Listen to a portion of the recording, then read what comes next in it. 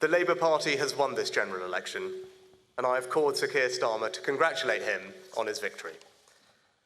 Today, power will change hands in a peaceful and orderly manner, with goodwill on all sides. That is something that should give us all confidence in our country's stability and future. You make our democracy possible. I'd also like to thank the police who have ensured that we can conduct this ballot here in North Yorkshire, but also across the country in safety. On this difficult night, I'd like to express my gratitude to the people of the Richmond and Northallerton constituency for your continued support. Since I moved here a decade ago, you have made me and my family feel so at home, and I look forward to continuing to serve as your Member of Parliament. Lastly, I'd like to pay tribute to my fellow candidates who put themselves forward for public service. Because in this room, right here, beats the heart of our democracy. To say a brief word to your voters. Have you heard from Boris Johnson so far tonight? And? It's running commentary. What, you want the time? I want to know what he said. Well, can you tell us? Sweet to hear. Yeah. No. You're not going to tell us what he said? No. OK, that's no use. Oh my God.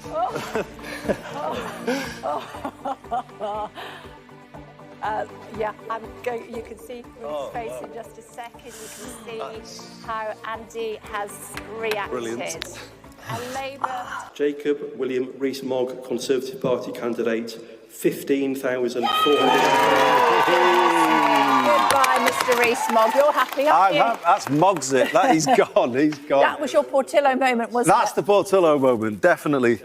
Moggs it. Final thought from Caractacus Potts, and that is, from the ashes of disaster grow the roses of success. So thank you very much to everybody, and good night.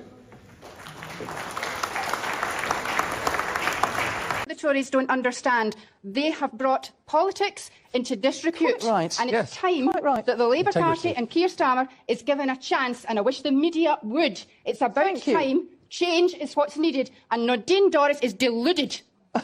Let's have that. How about this? And yes, the implosion of the Conservatives and the SNP has put wind in Labour's sails. But the only reason we've got sails on the ship, and the ship is shipshape, is because Keir Starmer took the vessel from the shipwreck in 2019, rebuilt it, and made it ship-shape and seaworthy again. Truss, Liz, the Conservative Party candidate, 11,217.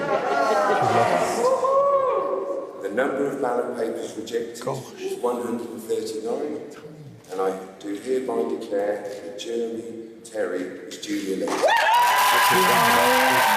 That's amazing. That's insane. You're saying you're not counting your chickens. What kind of chickens might they be? What kind of chickens would you like to see?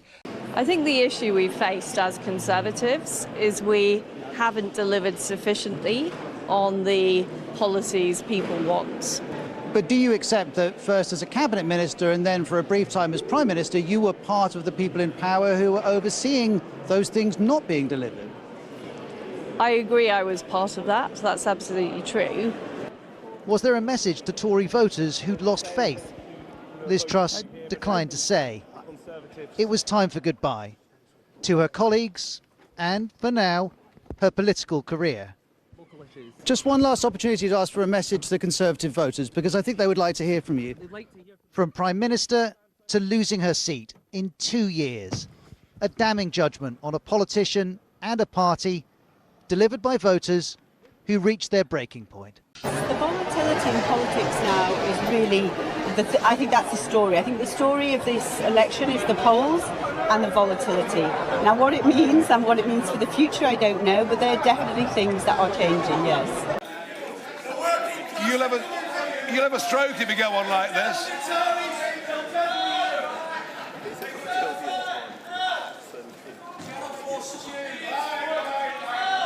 Yeah. Well, we'll find out later whether they're actors and whether they worked in conjunction with Channel 4.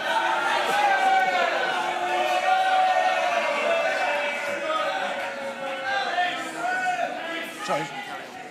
Boris Johnson will come back into the Conservative Party in any shape or form in the next incarnation. Well, it be so. You know, I'll just make the same point again. Reform were on 3%. Wait, don't make the same point again. Just tell us about Boris Johnson. It actually is, it's important in terms of the context of what happens in the future to the Conservative Party.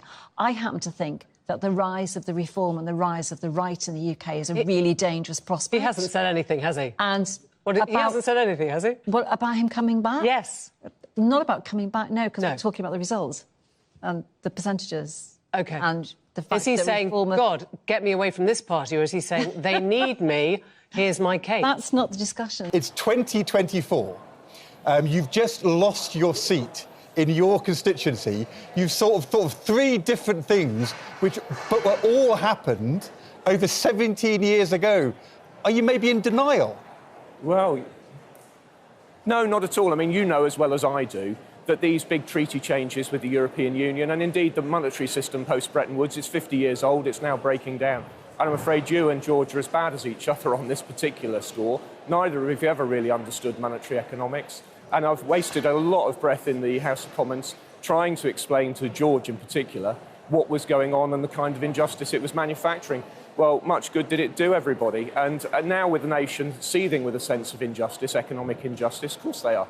They can't afford house prices if they're young. Why? Because cheap credit was pumped into a housing market in which supply was constrained by planning laws, about which neither of you did anything. This can go on for hours. I'm fine. No problem at all. Yeah. As I say, they may well be actors. They may well be actors. We've seen this before, but Channel 4, of course, had absolutely nothing to do with it whatsoever.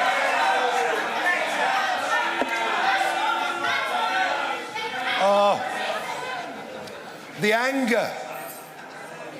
The anger. Well, at least they're showing their anger in public.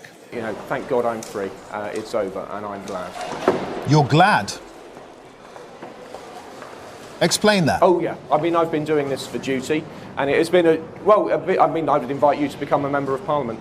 Laura, of course, kindly followed me around with a camera for a long period and have a look at inside the Brexit storm. But look, being a Member of Parliament is long hours, a lot of abuse. My house is now like Fort Knox. And, you know, enough's enough. And I would have been glad to continue and serve the people of Wickham. It was often a joy to do my duty. But I'm going to be honest with people. You know, members of Parliament time and again say, what an honour. Well, it was an honour. It was an honour. But my goodness, it's good to have it behind me. And I will not be coming back. You can have that as an exclusive. Well, I mean, that is rather a depressing way to end the interview, Steve. Thank you for that.